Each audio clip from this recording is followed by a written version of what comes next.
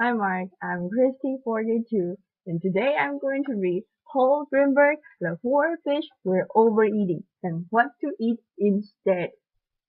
I'm a junior in NCUE. So when I was a kid, this was my team. Laughter. I stunk at sports. I didn't like to play them. I didn't like to watch them. So this is what I did. I went fishing. And all for my growing up, I fished on the shores of Connecticut. And these are the creatures that I saw on a regular basis. But after I grew up and went to college, and I came home in the early 90s, this is what I found. My team had shrunk. It was like literally having your roster devastated.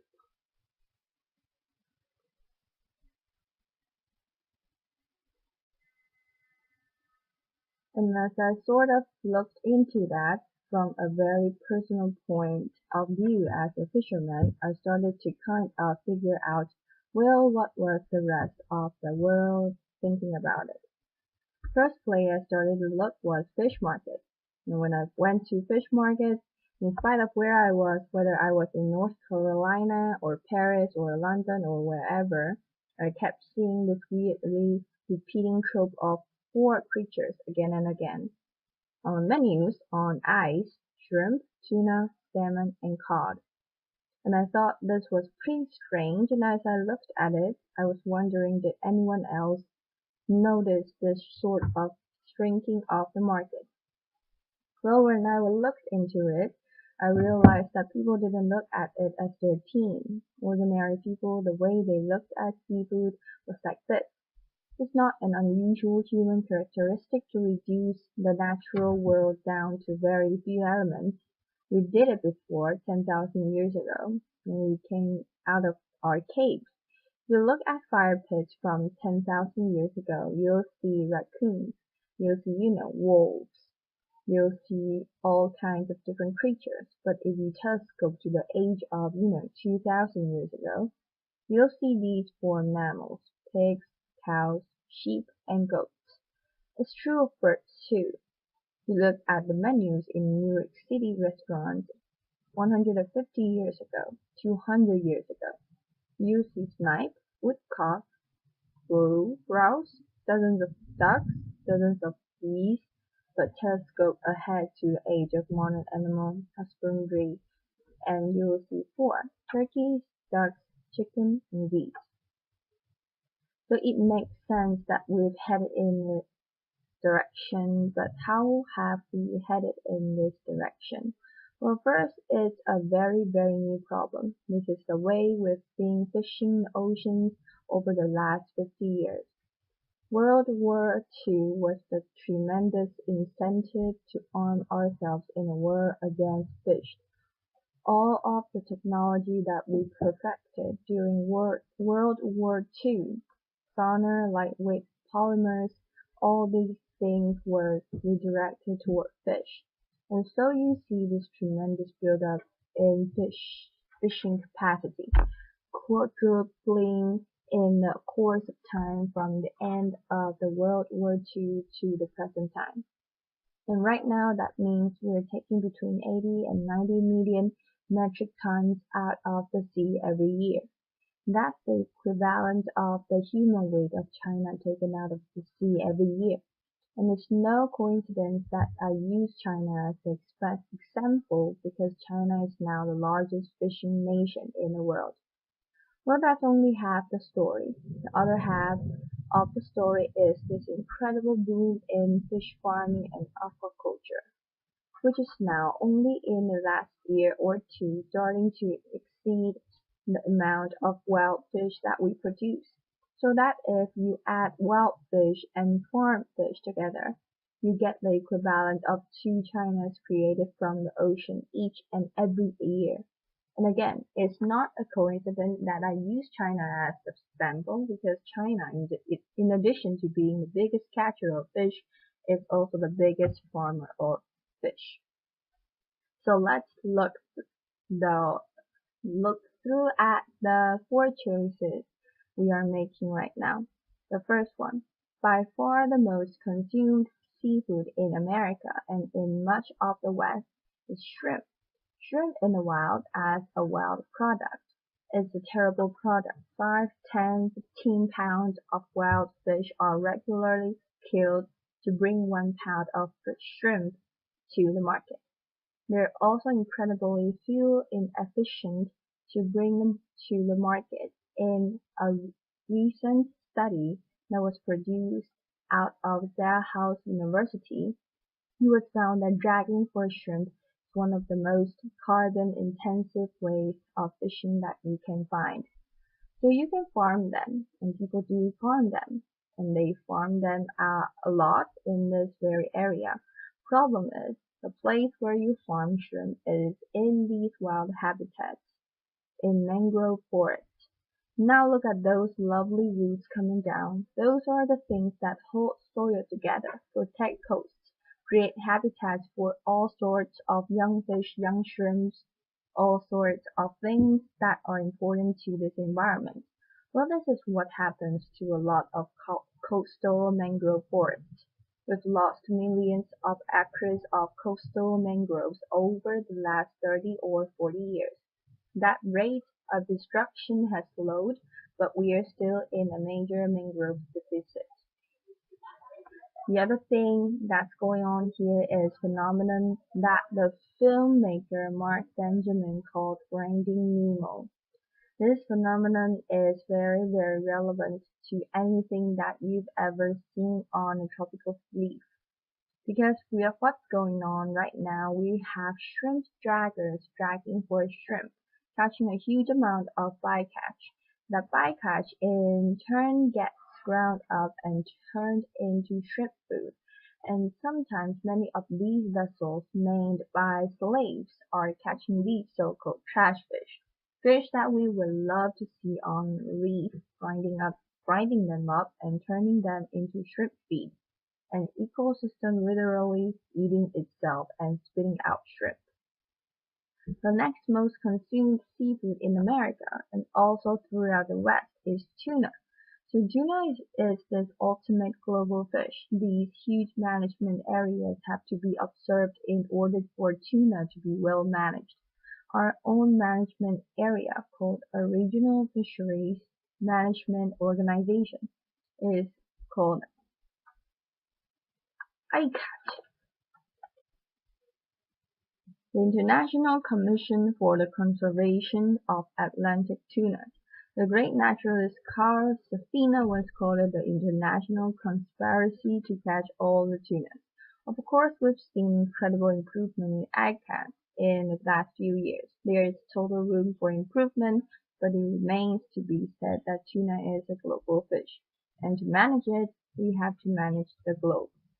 Well, we could also try to grow tuna, but tuna is a spectacularly bad animal for aquaculture. Many people don't know this, but tuna are warm-blooded. They can heat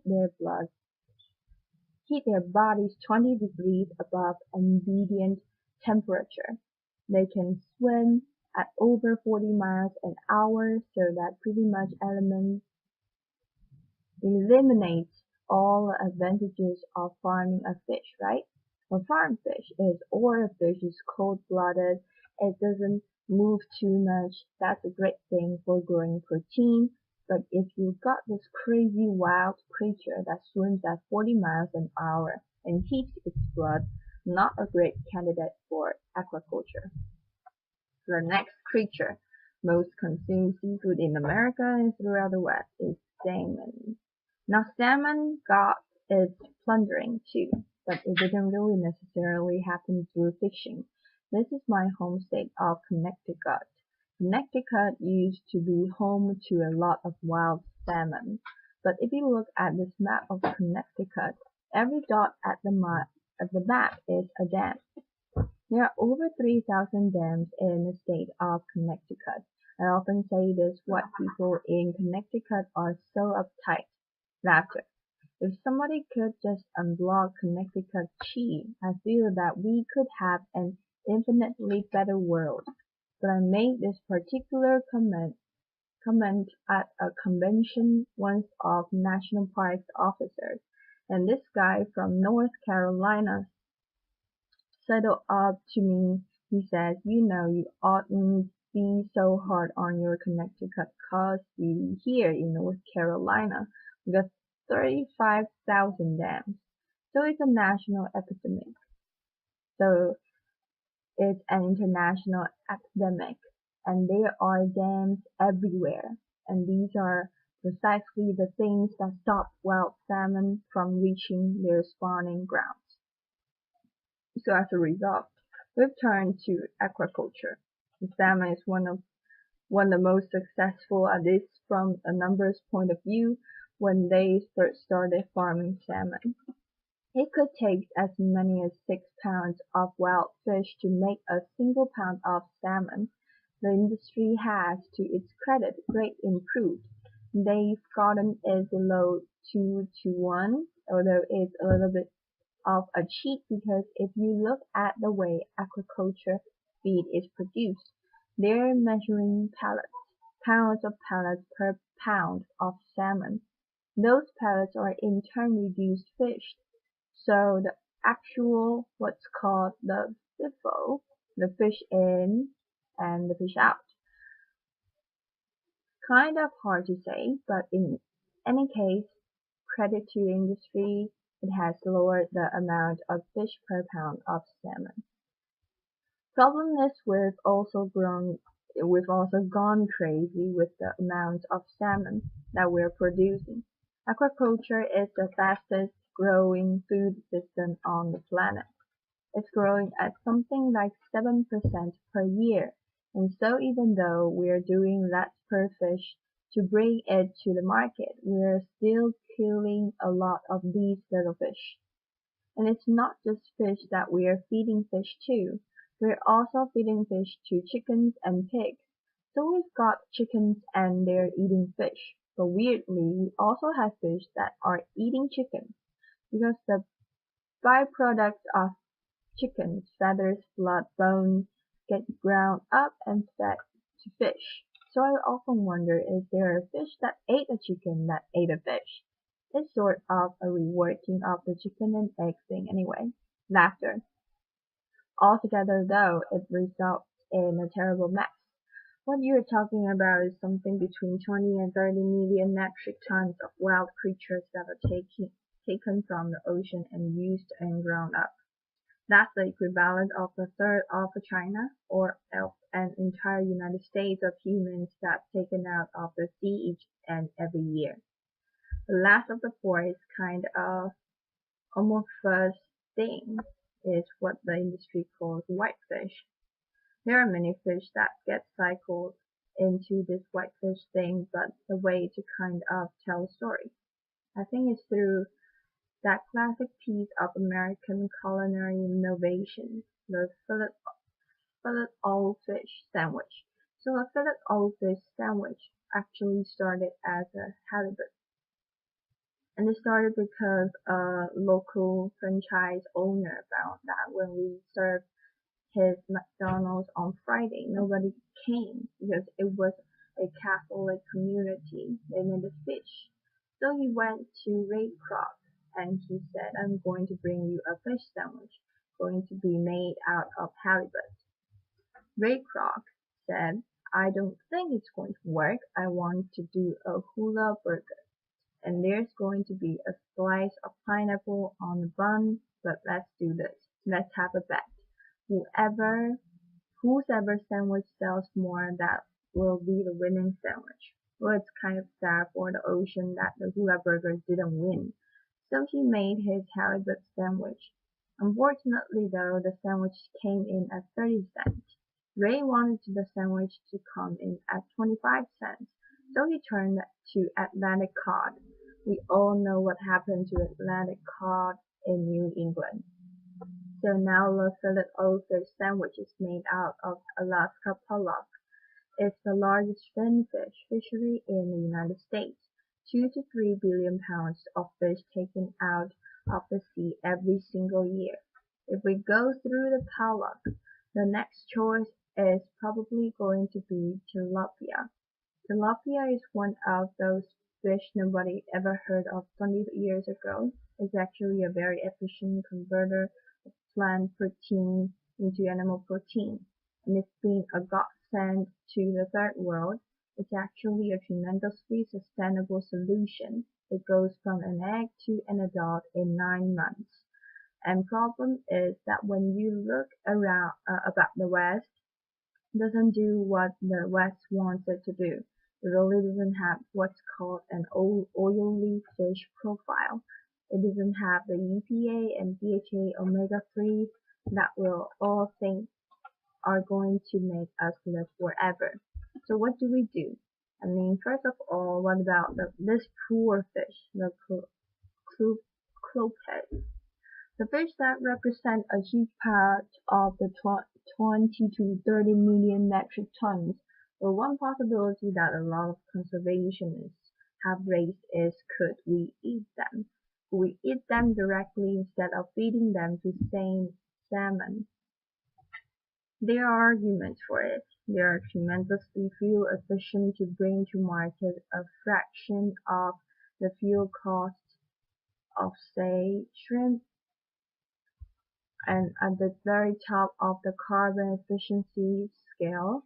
They also are omega-3 rich and great source of EPA and DHA. So that is a potential, and if we were to go down that route, what I would say is instead of paying $new a pound or a few bucks a ton, really, and making it into aquafeed, could we have the catch and double the price for fishermen and make that our way of treating these particular fish? Other possibility though, which is much more interesting, is looking at bivalves, particularly mussels. Now mussels are very high in EPA and DHA. They are similar to canned tuna. They are also extremely fuel efficient. To bring a pound of mussels to market is about a 30th of carbon as required to bring beef to market. They require no forage fish. They actually get their omega-3s by filtering the water of microalgae. In fact, that's where omega-3s come from. They don't come from fish. Microalgae make the omega-3s.